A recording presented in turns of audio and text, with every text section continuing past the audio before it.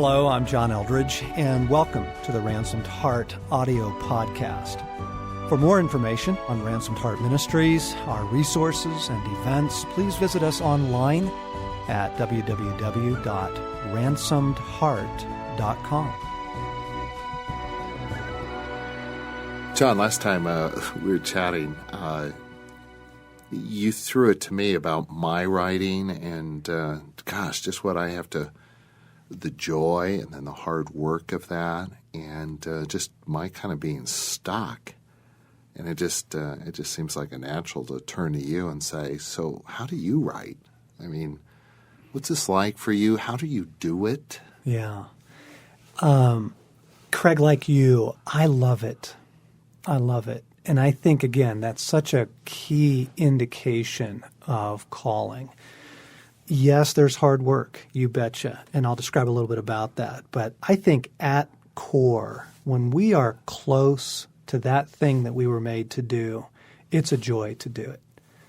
Frederick Buechner has this great line where he says, the place that God calls us is where our deep joy and the world's deep hunger meet. You know, that I love it. I absolutely love it. So let me describe something of the process of it, because I think that would be helpful to people in any creative enterprise, but especially to the aspiring writers out there or the current writers. There's sort of a three-phase process I go through. When I am thinking about a book, the first thing I do is I keep a journal with me. I try and keep it with me constantly. And it's not my regular journal, it's my writing journal. My regular journal is for processing life and God and all that's going on. My writing journal is just to capture anything pertaining to the book. And that writing journal, you know, sometimes it looks like, a whole story. You know, I'll walk away from a lunch and I'll go, that story is for the book. And I'll grab as much of the conversation, and I'm in the parking lot of the restaurant and I'm trying to, in 5 minutes capture that.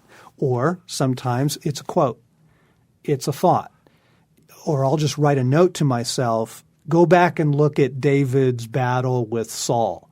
And the note reminds me that when I get into the process, I need to go look at something in the scripture that wasn't available to me in the moment.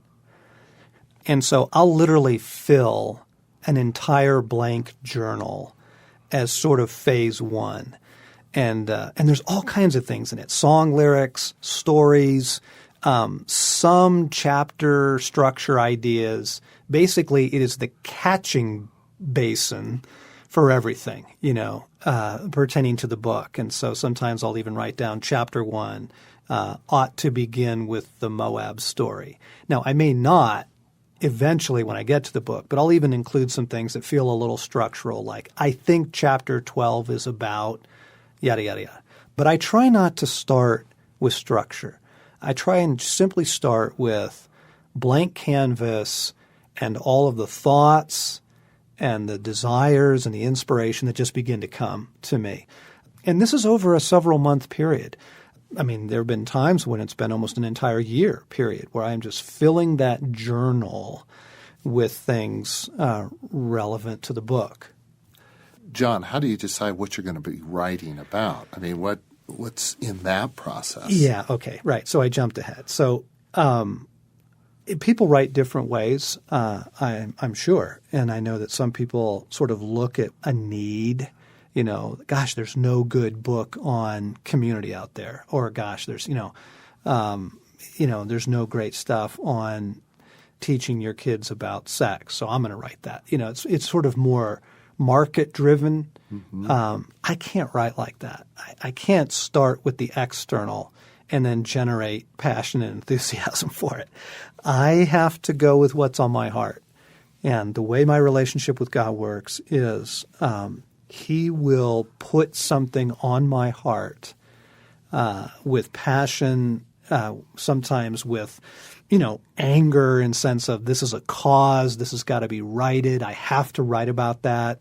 What people are believing about that is so wrong. I've got, something. He'll stir passion inside. And then I'll pray about it, say, Father, is this what you want? Is this where we're headed? What's this next book about? And in dialogue with God, I get confirmation, direction, and guidance. So I'm coming from an internal passion, and I'm bouncing it off of God regularly. So I'm starting from an internal passion, longing, this is what I'm currently thinking about. This is what I'm currently learning. But I also dialogue with God about it. Say, Father, is this where you're taking? Is this just for me? Mm-hmm. Or is this for the book? Is this just something you're teaching me? Is this where we're headed? You must have a bunch of topics or subjects rattling around in your head at one time. Oh, right? yeah. Oh, sure. All kinds of things I'd love to write on. But before you start doing the journal, you land on one? Yep, I do. Partly because I have to focus myself. One of the great enemies of writing is distraction. I mean, we'll get into that in a minute, but it's just extraordinary how much distraction comes in. But yeah. So it's passion, and it's running it by God, and it's getting affirmation, and then I'll fill that journal with unedited, unanalyzed, just stuff, stories, memories, scriptures, song lyrics, quotes. And here's what's really fun, friends. As you begin to do this, whether it's a teaching you're about to do or some project you're working on, God starts pouring stuff into your life. I mean, it's just, I love it. I mean, suddenly everything is about a man's journey, back during Wild at Heart. And it was like every song I heard, every conversation I had, every man I met, it's like, ooh, that's for the book. Ooh, that's for the book. I mean, it is a collaborative process with God. And I love his playfulness. So just the ways he just begins to say, hey, how about this? Hey, how about that? Did you ever think about this? And books people send me, articles I read. Filling that first journal is easy for me, partly because of just the creativity and the joy of it, and partly because God just starts pouring stuff into my life. And then phase 2 for me is, Craig, where you're at. It is structure. You have to have structure. Mm-hmm. And what I'll do is I actually put up on my wall a big 8-foot by 4-foot bulletin board, and I grab a whole case of 3x5 cards, and I begin to transfer big ideas from my journal onto these 3x5 cards. And I start tacking them up on the board. And what I'm looking for is themes and structure and flow. And I'll start creating 12 chapters. I don't know why, but that's just typically what I do. And so I'll start looking at that board and going, oh, that story with Blaine, that's perfect for chapter 3. And so I'll move it under chapter 3, and I'll create these categories, these columns. Mm-hmm. And I'll do that for weeks. I'm just sort of going through the journal, writing things down on cards, and I don't need to write the whole story. Right. What I write on the card is, visiting my parents, and I know what that story is. And that's a 3-page story in a book, but I just, it's enough of a reminder, and I'll go, oh, that's so chapter 7. And so I have this board with all these cards on it. That's how I get structure. That's how and I look at it, I massage it, I end up moving things around. But what I'm after at this point is I do need a flow, and I do need structure. I do need some sense of, we're going to go on a journey, and I'm taking people on a journey in this book. What's the best way to do that? Mm-hmm. And what are the best illustrations for chapter 1 versus chapter 5, and moving things around. And when I finish that process, which usually takes a couple of weeks, I look for the holes, and I go, oh, I don't have very much in chapter 4. I know chapter 4 is about healing the wound, but I don't have much there right now. So then I need to go do some work on that, just research, investigation, reading specifically. I'm kind of mining, looking for more material on that, praying, asking God to show me. Some stuff I've got too much in a chapter. Other stuff looks like there's holes. So I kind of fill that in. That's sort of phase 2. Mm-hmm. Phase 1's the journal. Phase 2's the structure. And for me, it's the big board on the wall. And only then do I actually start writing. Now, sometimes I'll get so inspired by a story or so inspired by something that I'll also have my laptop around. And yeah. I mean, I'll write sections, paragraphs, pieces, but I just keep them as pieces until I get this done. And then even those pieces I begin to put into the chapter structure and go, okay, that's it. And then phase 3 is writing. And here's what I've discovered about writing. First off, I'm a morning person. And so I'm much better in the morning. I don't require myself to write all day. Now, I know some people who do. I know Dallas Willard, he can write 10 hours a day. And it energizes him and it's fulfilling and he's just built that way. I can't do that. I'm good for about 3 hours of intense writing. I'm at the screen. I'm going for it.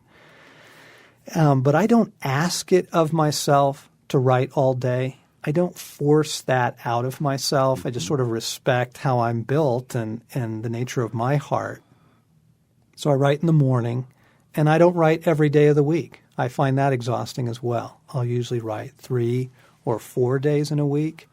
And I'll build in, sort of a Sabbath rhythm to that. Don't exhaust myself, trying to get one chapter done because I know I've got 12 chapters to write. So there's a sense of this is a marathon, not a sprint. I'll pace myself. And then I'll do some things that I think people are going to find interesting and really helpful. I'll find a soundtrack for the book. There's some music that's going to help my heart be in the right place for this particular book. And so for Journey of Desire, which we released as the book Desire, it was the soundtrack to Out of Africa and the soundtrack to the C.S. Lewis movie Shadowlands. And for some reason, that music was just, wow, that fit for where my heart needed to be in that book. So that's playing as you're writing? Yeah. Oh, yeah. I'll literally or sometimes I'll play it before I write, but oftentimes it's just playing in the background as I'm writing. Now, for Wild at Heart, it was completely different. I mean, it was, obvious things like the soundtrack to Braveheart, Gladiator, Legends of the Fall, that kind of thing. So a soundtrack. The other thing I'll do, and I've described this in other places, is I will read great writing. And I'll do this literally each morning before I start writing. Just a page, sometimes just a paragraph. I'll just pull a book off the shelf and I think Frederick Buechner is a great writer. He's really, really good at what he does. Annie Dillard is a great writer. I think C.S. Lewis is a great writer. And so I'll grab a taste of great writing. I think Norman MacLean's a great writer. I think Anne Lamott is a great writer. And so I'll simply read some great writing to remind myself, oh, yeah, this is what great writing's like.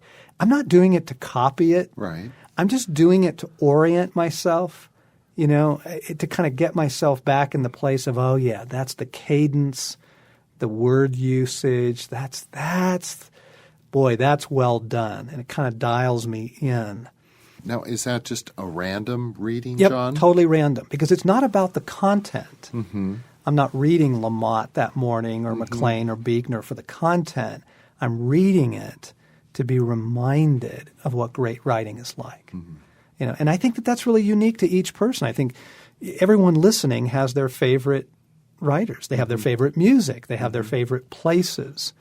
And even place is important in writing. Most of my books I write at a desk, at a computer, in my home office.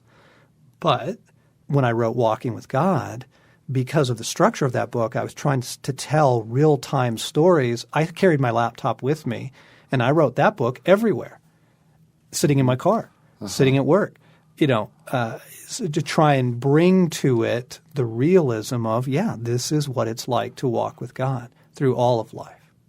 Now, as you're writing at this stage, is what you're writing stay true to what's been on the bulletin board, or does that change in the course of your writing? Yeah, you have to allow for change. Okay. You have to, because there's so much discovery in the process of writing or teaching or painting or whatever it is you're doing.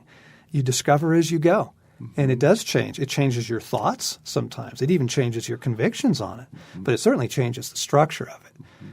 And so allow for creative space. Don't keep yourself locked into, no, it's 12 chapters. No, it has to be 70,000 words. No, and just give yourself some breathing room there. Mm-hmm. There's a wonderful movie called Finding Forrester, which is it's a Sean Connery movie about an agoraphobic writer who befriends a young black man in the inner city who is also a writer, a young writer.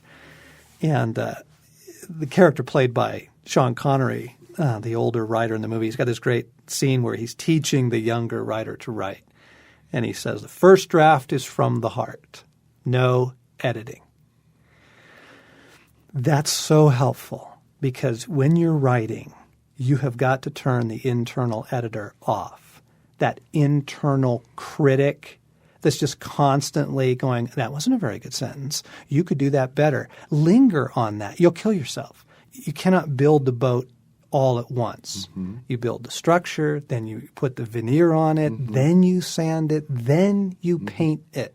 You can't be painting while you're building. And so there's this incredible discipline of don't look for perfectionism and don't try and tweak every sentence as you go. I think that's absolutely crippling. I know it is for me.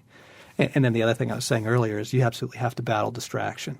It's unbelievable. I'll sit down to write and suddenly I think, gosh, I better check my email. It's been 10 minutes since I checked my email. I'll sit down to write and I'll think, oh, wow, you know what? I think I left the English muffins out on the counter. I'm not sure I put the twisty tie back on the bag. Run into the kitchen. It is the battle. There's certainly accusation. There's certainly diminishment. There's all of that. But I think the battle is just distraction on one hand and perfectionism on the other. Yeah. Now, John, on the perfectionism thing, I mean, how many times do you edit something? Because can it always be tweaked? Oh, yeah. I mean, how do you come to a point where you say, that's it?